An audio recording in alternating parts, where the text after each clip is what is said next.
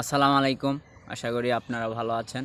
তো আজকে আমি একটা সতর্ক বার্তা ভিডিও করতে যাচ্ছি যে বাংলাদেশে ২ দিন আগে আসিয়া নামে একটি শিশু ৮ বছর বয়স তাকে ধর্ষণ করা হয়।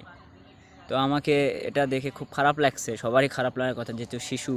তো সেই সম্পর্কে আমি একটা পোস্ট করি আমার ফেসবুক পেজে যে ধর্ষকদের উচিত যারা বিড়ি সিগারেট খাওয়ার জন্য ব্রায়ের ফিতা ঘুরে বের করার জন্য তারপর যারা পুরুষের কাপড় পরে মানে পুরুষ সাজার জন্য আন্দোলন করে যে আমরা ছেলে মানুষ যে প্যান্ট শার্ট পরে ঘুরি তাদেরও প্যান্ট শার্ট পরে ঘোরার সুযোগ দেওয়া হোক।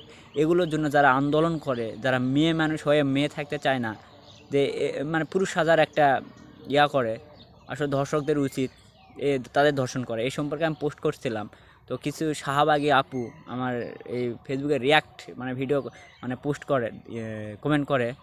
তো তাতে আমি দেখলাম এবং বুঝতে পারলাম যে বাংলাদেশে এমন অনেক অসচ্ছল নারী আছে যারা পুরুষ সাজতে চায়। তারা বিড়ি সিগারেট কিংবা ব্রায়ের ফিতা বের করে তাদের বয়ফ্রেন্ডকে আকৃষ্ট করতে চায়।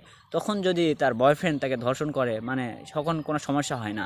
কারণ সে মেনে নিয়েছে যে তাকে সে আকৃষ্ট করার জন্য এরকম করছে। তাই আমি দর্শকদের বলতে চাই ভাই এই ছোট বাচ্চাদের ধর্ষণ না করে আপনারা যারা বারবার প্রতি সেকেন্ডে মিনিটে তাদের বয়ফ্রেন্ড দ্বারা ধর্ষিত হচ্ছে তাদেরকে